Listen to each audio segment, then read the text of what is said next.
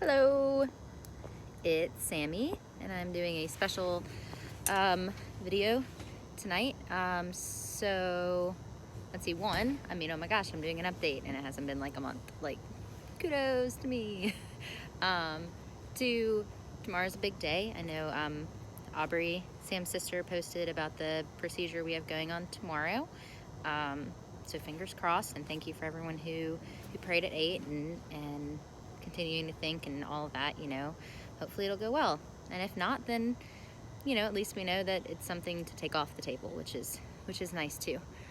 So as part of it is starting tomorrow, I'll be staying in the hospital with Sam after the 30 days we're up at the residence. I think one of the videos I talked about my friend Caroline, who graciously offered to open up her home for me to move into her guest room.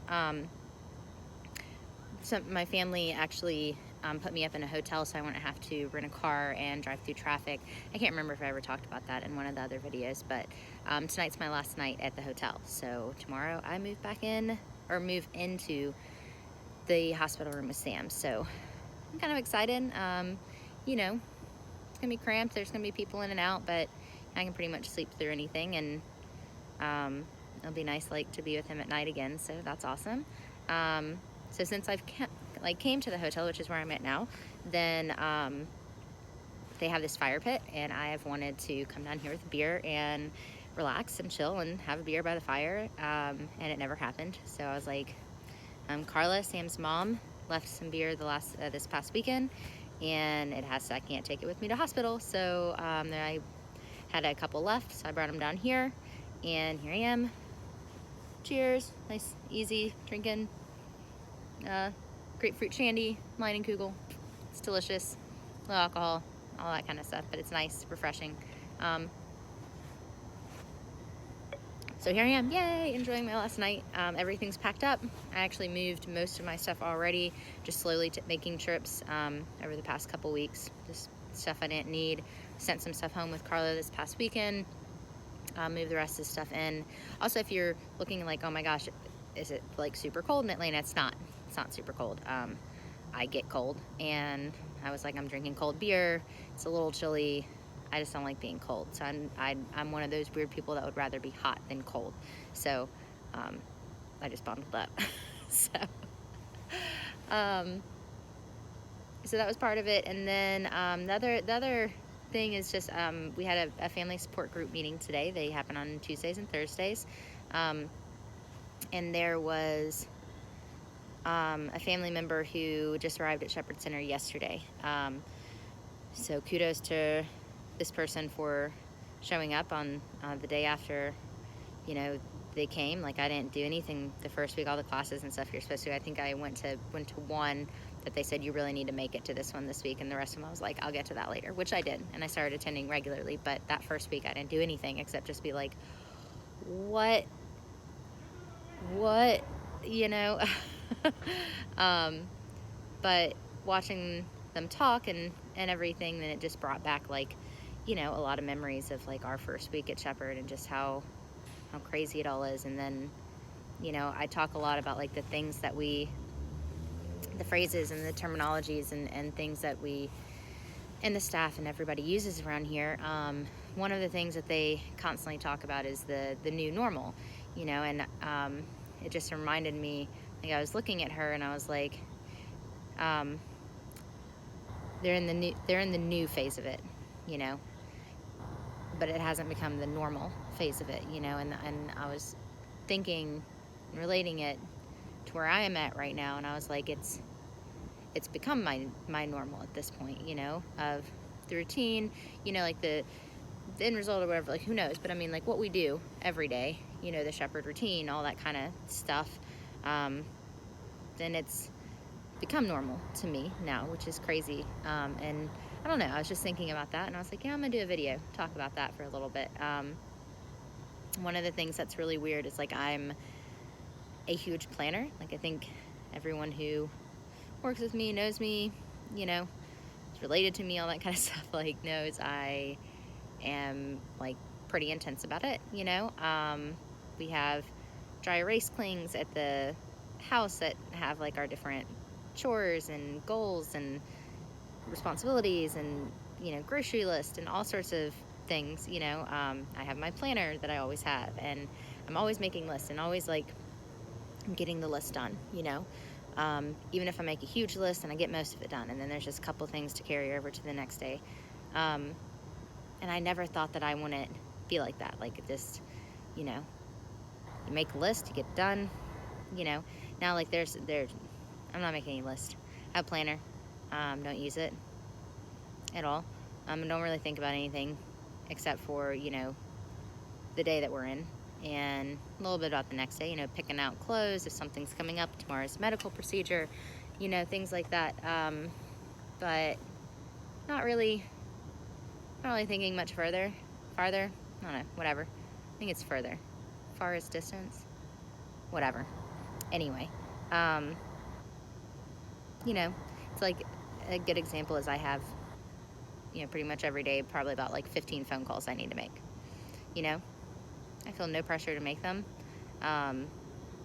If I get one done, like I called Mission Billing today and spoke with some people there, and I was like, dude, killing it, I called one lady, talked to her for maybe like 15 or 20 minutes, and that's it, yeah,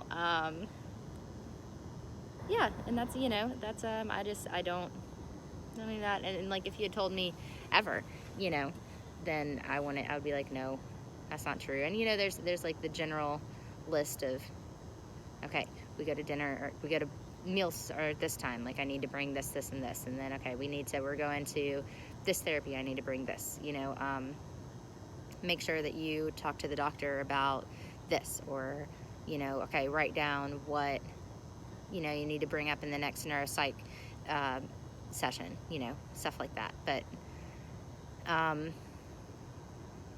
than that, then no, there's no list, which is crazy.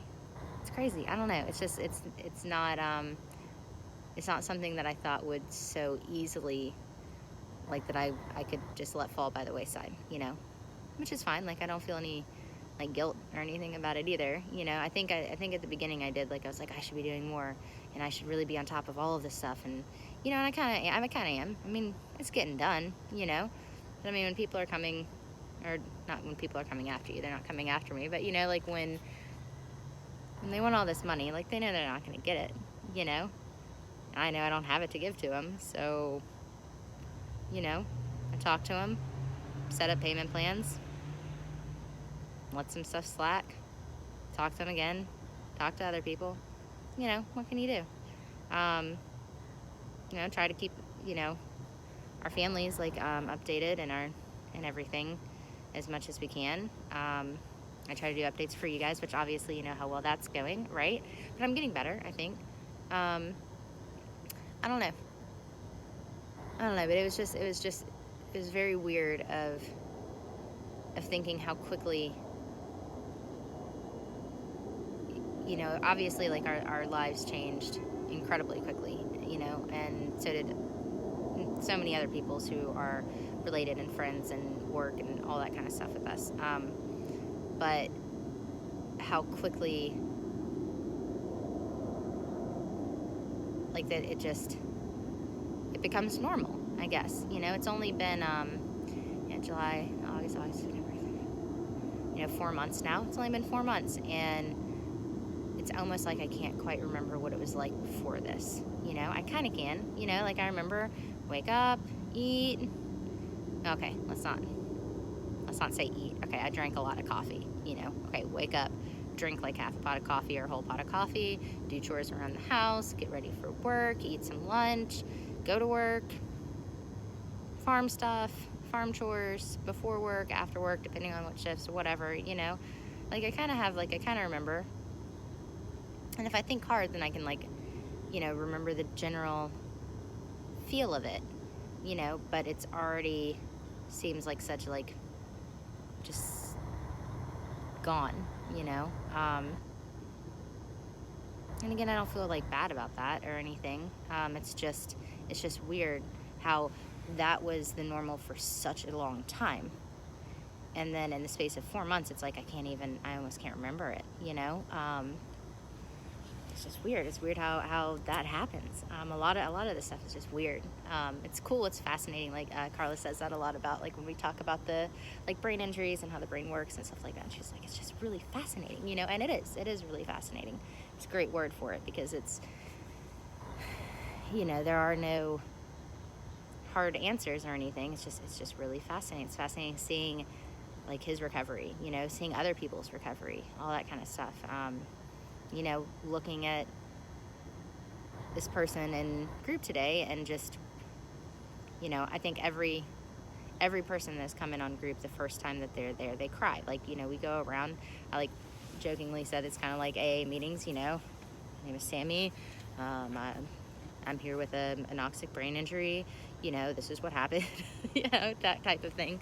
But that first time, no one can make it through. You know, it doesn't matter how long it had been since the injury happened, you know. The majority of people are coming right from some other hospital here. You know, a lot of them even are coming from ICU to the ICU at Shepherd, and then into like a regular floor, and that's normally when they start coming to meetings and stuff. It's rare that people kind of have the journey we did, where we went hospital, skilled nursing facility, Shepherd. But it doesn't matter. Like, you know, no one can make it through that first session without crying, you know, which is fine. Our family counselor would always say that she got extra points anytime somebody cried during a group, which people cry a lot, and it's not just the first time, you know, because days are hard, you know, and the groups are great because, you know, you can explain it as much as till you run out of breath, till you run out of words. You can explain it, but it never really does it justice to what it's like, you know. And then even the other people who it immediately affects, you know, their experience is so much different than the experience of the people who are at Shepherd with their patient, you know, that come to like these groups and stuff, because these are held, you know, Tuesday and Thursday. It's during the week, so the people who visit on the weekends, you know, unfortunately they don't get to go to these. So these are people who are, you know, either staying in the residence or staying in the hospital room with the patient, or a hotel, Airbnbs, friends, you know, but they're at Shepherd like every day, you know, like the primary caregivers pretty much. Spouses, a lot of parents. That's pretty much it. I don't think there's any like siblings or anything like that yet, but yeah, like the primary caregiver of the patient. So the experience that these people have in the hospital is drastically different than the experience that the other people who are affected by it have that aren't there, you know. Not that, you know, I mean, it all kind of sucks, you know. It sucks being away from the person you want to be near all the time, and sometimes it sucks being there every day too, you know. Sometimes it's nice to be away from the person, sometimes it's nice to be there every day, you know. Nothing is I'm not saying one is better than the other. I'm just saying that like they're different. So in group, then you have the opportunity to talk to people who, even though the injury and the patient and the presentation are all different, then they have a lot of the same experience as you're having, because they're there, you know. So it's just nice to be in that type of setting, to talk to these people, to see sharing experience, what type of experience you share. Like if you have the same therapist, you know. A couple of the people actually found out that, you know, one of the patient's younger brother was in the same graduating class at college as one of the other caregivers there, you know. So all these little things that pop up. So it's just kind of cool. And then it's nice to you know, like when you know, talk about the medication, or when you talk about whatever, you know, whatever's happening, then, you know, no one can really say anything to make you feel better or anything like that, you know, but it's just nice to know that they're there listening.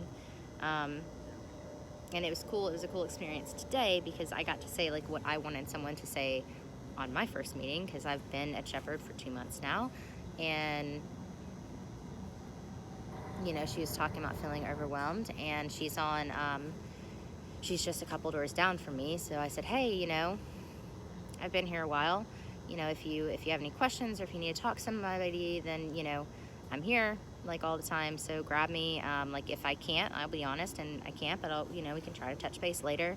I have some tips, you know, some things that help, like, you know, tricks with the food, you know, how to make that a little bit better, depending on what level you're on. When is a good time to do your laundry? You know, not Sundays. Sundays is the worst day. I tend to do my laundry on Sunday, but I hit it late. You know, it's like right as the shift change of techs and everything and nurses, then you can get it in right then, and it's enough time to wash and dry and get it put up before, you know, it's time for me to go. And there's normally not a line. But it's just like, during the day on Sunday, just forget about it. Same on Saturdays. It's when a lot of people come in, you know, a lot of other family members come in, and then they take on the duties of like laundry and stuff. So they, you know, they're in there doing it. And it's like really nice with the laundry rooms and everything. Then, you know, if there's a load waiting, when your load comes out, you're going to start the next load. You know, if there's clothes in the dryer, you're going to fold them before you put yours in. Like, everybody just does it for everybody. It's really nice. But just things like that, you know, just little tidbits. Or, you know, like, we've gone through a lot of rounds on medication stuff, a lot of different therapies, a lot of different techniques, because, you know, talked about Sam is a challenge. And is constantly changing. So they are constantly changing their approach. So because of that, like, we've done a lot of stuff. I think we've used almost every piece of equipment they've had. I think we have a couple that we haven't used. But they're on the dockets for the second he's ready, then he is going to go in them. You know, different type of casting methods, different kind of splints, all sorts of stuff, you know. So I was able to, you know, like, and I was like, hey, and I'm going to be moving in to his room starting tomorrow, so I'll be here even more. So, you know, as long as I'm not needed with him, and you need to just even talk or just be like, hey, where's, you know, how do you get the application for the gym downstairs? You know, like, if you want to go work out or use the pool, or, you know, or where, like, some good places to sneak away to, you know, stuff like that. Is the food at the caregivers class on Wednesdays, like, worth the trip to go to the class? Like, even if you don't really want to go to the class? The answer is yes. On a side note, they bring great food. It's all just like snacky stuff, but there's always sandwiches, cookies, sodas, coffee. They're like, we know. They always have some sort of chocolate, candy. It's great.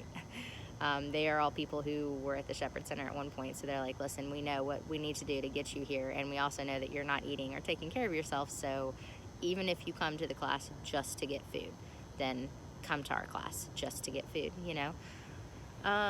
It's all that kind of stuff. So it was nice, and it, you know, it's like, I can't help you on anything, you know, but like, if you just want someone to talk to or whatever, then I'm here. And if I don't know, then I might be able to direct you to somebody who does, or, you know, or I don't know, who knows. So that was nice, and I was like, oh, moment, yay. Yeah, I'm kind of just like rambling about the family support group, but it was just like, I guess going back to my topic is like, it was just weird, like, to realize that I'm like in the new normal phase, and it will change, you know. After we leave Shepherd Center, the inpatient hospital, we will go into, hopefully, Pathways, their outpatient program, and that will create a new normal for me, a new normal. And then after we leave that and we go back home, then that will be a new normal, a new normal. And then, you know, if he ever graduates out of therapy in general, then that will become, you know, probably our last new normal. But you never know. You never know. So, you know, it was kind of cool. And to tell her too, because it was a very recent for her, you know, and they tell you a lot that, like, you know, you go through the mourning process for the person that you lost, like the person, you lose the person before the injury, you know. And she was like, I haven't even started mourning. And I told her, I was like, neither have I. I was like, I haven't, you know. She said it's because she didn't feel like she had lost the person. And she was like, you know, I know it's ridiculous, but I am believing in a 100% recovery, which is fine. You know, to be honest, I'm not at that point. And, you know, I mean, it's totally possible. I'm hoping for it and wishing and all of those things for it. But you know, we've gained so much that, and I know we're going to gain more. I know it's going to be an amazing, miraculous recovery, because it already is that, and it's just going to keep getting better. Will it be 100%? I mean, I don't think so. I think there's some things that, you know, Sam's going to struggle with for the rest of his life, you know, whether it be tremor in his hand, you know, or, you know, whatever it is, then, you know, but it's okay. Like, I'm not saying that it might be something slight, but I feel like there's going to be some sort of repercussions from this, some sort of, shouldn't say repercussions, some sort of change, you know, from this experience. I don't see how it won it. But again, totally different injuries. You can't compare any of them, you know. Her patient might have a 100% recovery, but, you know, she said, I don't believe that I'm going to lose anything. And that's something I you know, I kind of agree with her on, is like, you don't lose the person before the injury. You know, the person might change, and so there's like a reconciliation process between who the person was and who they will be, or the person with the brain injury, you know, that there's still Sam, and then Sam with the brain injury, and then it's just mixing those people together. So, which really, like, that's just life with a partner and with friends and family and all that kind of stuff. People change all the time. You know, this is, you know, on a little bit more drastic scale, but, you know, you constantly have to adjust. And, you know, I never thought Sam was going to be the same Sam, you know, in 50 years than he was when we first started dating or anything, you know, because we change, we grow, we become better every year, you know. So it's just that type of thing. So I never really looked at it as having to, like, grieve, you know, the person. Now some injuries have, like, intense personality changes and stuff like that. So, you know, those people, maybe they do have to, like, you know, grieve that. And maybe Sam will have some very intense personality changes. We don't know. We're still not through it. But that's kind of just how I see it. It's more of just, you know, Sam is changing, and, you know, doesn't matter. I love him and be with him no matter what. So, no matter what he changes or how it changes or anything. So, you know, as long as he still wants me, then I'm still there. But yeah, just, you know, anyway, it's just the groups are awesome. Sometimes you get really good things like this. When I came away, and I was like, I feel good. I feel like I was able to, like, give support to people who need it, you know, to specifically this new family member, this new caregiver. I was able to say, hey, you know, here I am, which feels good, you know, especially after a lot of time of needing the support and needing, like, asking help from all of you, from all of my friends and family and everyone, Hope, who's living at our house right now. You know, we've gone through, you know, 4 months of asking for help, and it's going to continue. Like, there's that's not going to stop. So it's nice, like, to be on the other side again. Anyway, so again, not really a Sam update or anything, just something I kind of want to talk about. It's my last night. I got to sit by the fire, have a beer, and I was like, hey, we can do a little, like, campfire chat. Although it's not a campfire, but whatever. It's nice. And I'm feeling good, hopeful about tomorrow. And if it doesn't work out, then it doesn't work out, and I said earlier, then it's at least something that, there might be one other trial after this of the same thing, just to like make sure. But it's at least something that, sometimes it's nice to at least just take something away. You know, just because something doesn't work out doesn't mean it's a failure. It just doesn't mean that that method or that attempt wasn't the right one. Somebody said something like that.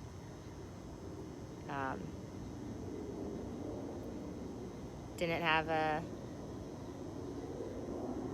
oh man, I'm gonna butcher it. It was something about the light bulb, I feel like. It's like I failed all these times, or, like all of these tries didn't make the light bulb, but they weren't a failure, it just created something different, just not what I was looking for, whatever, right? Butchering, But anyway, Google something like that. I don't know. Inspirational quote. So, anyway, I'm gonna go drink the rest of this beer and stare into this fire and be hopeful and feel good. And, yeah. And I love all you guys. And again, thank you for everything. Y'all rock. And I'll talk to you soon. Bye.